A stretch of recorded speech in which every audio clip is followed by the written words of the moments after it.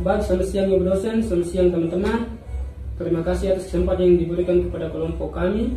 Kami dari kelompok 4 hari ini akan melaporkan hasil diskusi kami dengan materi kuliah, mata kuliah, kesehatan, keselamatan, dan keamanan kerja atau K3. Sebelum kita masuk kepada materinya, terutama kami dari kelompok 4 ingin memperkenalkan nama kami. Perkenalkan, nama saya Franciscus Pajon Krome. Saya William George Edward Masius.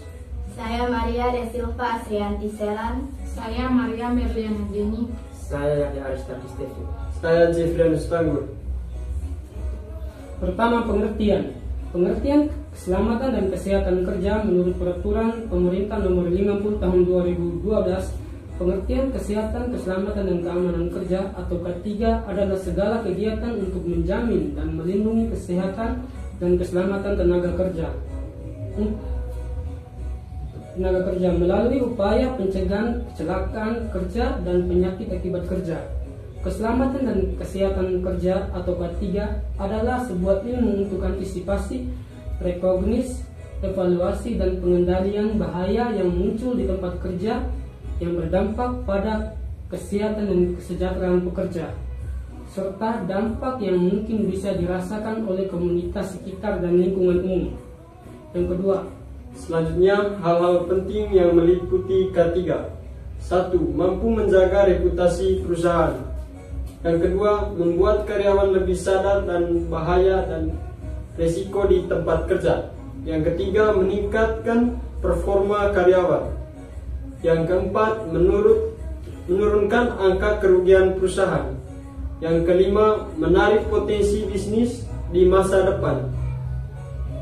Yang berikut, perlunya penerapan K3 dalam lingkungan kerja. Dalam lingkungan kerja K3 sangat perlu untuk diterapkan agar setiap karyawan atau pekerja merasa terlindungi dari segala dampak atau risiko yang dapat terjadi pada saat bekerja. K3 bukan hanya bermanfaat bagi karyawan atau perusahaan, tetapi penerapan K3 juga dapat bermanfaat bagi masyarakat dan negara, antara lain. 1. Manfaat penerapan K3 bagi masyarakat meliputi: masyarakat dapat memperoleh ilmu untuk penerapan keselamatan di rumah. Masyarakat dapat memastikan anggota keluarganya dapat pulang kerja dengan selamat. Masyarakat dapat memastikan perekonomian keluarga dapat terus bergerak. Yang kedua, manfaat penerapan K3 bagi negara. Negara dapat melindungi tenaga kerja. Negara dapat melaksanakan kesepakatan internasional yang telah disepakati. Negara mendapatkan citra positif terhadap perlindungan tenaga kerja di masyarakat dan di internasional. Negara dapat terus menggerakkan perekonomian. Negara dapat terlindungi dari ketidakstabilan politik akibat isu kecelakaan kerja atau penyakit akibat kerja. Negara dapat mengurangi biaya yang ditimbulkan dari pembayaran asuransi milik negara kepada pekerja yang mengalami kecelakaan kerja atau penyakit akibat kerja. Yang kedua, jenis-jenis K3 di dalam laboratorium komputer. Komputer merupakan alat elektronik otomatis yang dapat menghitung data secara cermat menurut instruksi dan memberikan hasil pengelolaan dan menjalankan sistem multimedia. Pada saat bekerja dengan komputer, ada beberapa hal yang harus diperhatikan agar tidak berdampak buruk bagi kesehatan bahkan keselamatan kita. Beberapa hal yang kita lakukan untuk menghindari efek negatif dari bekerja dengan komputer adalah: yang pertama, aturan posisi tubuh saat bekerja dengan komputer sehingga kita merasa nyaman. Yang kedua, aturlah posisi perangkat komputer dan ruangan sehingga memberi rasa nyaman bagi kita. Yang ketiga, makan, minum, dan istirahatlah yang cukup. Yang keempat, gerakan badan untuk mengurangi ketegangan otot dan pikiran, dan olahragalah secara teratur. Yang kelima, Sesekali alihkan pandangan keluar ruangan untuk menyegarkan mata. Yang ke-E, manajemen K3 dalam laboratorium komputer. Dalam implementasi K3, manajemen risiko dimulai dengan perencanaan yang baik yang meliputi 1. Identifikasi bahaya.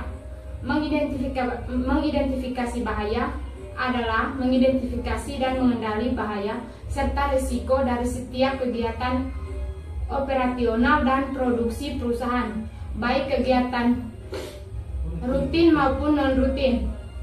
Yang kedua, penilaian risiko. Penilaian risiko merupakan proses yang dilakukan oleh suatu instansi atau organisasi yang merupakan bagian dari integral dari proses pengelolaan risiko dalam pengambilan keputusan risiko dengan melakukan tahap identifikasi risiko, analisis risiko, dan evaluasi risiko. F. Faktor internal dan eksternal. Faktor internal.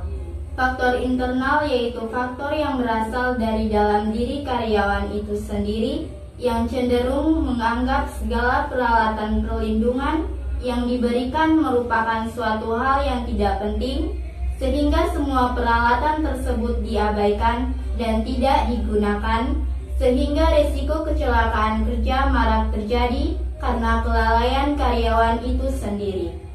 Misalnya, yang pertama ketidaktahuan, yang kedua kekuatan yang kurang, yang ketiga keterampilan yang kurang, dan yang keempat konsentrasi yang kurang. Faktor eksternal. Faktor eksternal yaitu faktor yang berasal dari lingkungan tempat bekerja. Misalnya, 1. Tempat bekerja yang tidak layak, 2. Kondisi peralatan yang berbahaya, ketiga beberapa bahan dan peralatan yang bergerak, dan keempat transportasi. Baik yang solusi, upaya pencegahan atau solusi kecelakaan kerja melalui pembinaan dan pengawasan, pelatihan dan pendidikan K3 terhadap tenaga kerja. Kesimpulannya, K3 sangat penting untuk diterapkan bagi setiap tenaga kerja agar baik perusahaan maupun karyawan mendapatkan perlindungan yang menguntungkan satu sama lain. Kesehatan, keselamatan, dan keamanan kerja merupakan suatu upaya untuk mendapatkan suasana bekerja yang aman, nyaman, dan tujuan akhirnya adalah mencapai produktivitas setinggi-tingginya. Maka dari itu, K3 mutlak dilaksanakan pada setiap jenis bidang pekerjaan tanpa terkecuali. Oke, sekian dari kelompok kami. Terima kasih, selamat siang.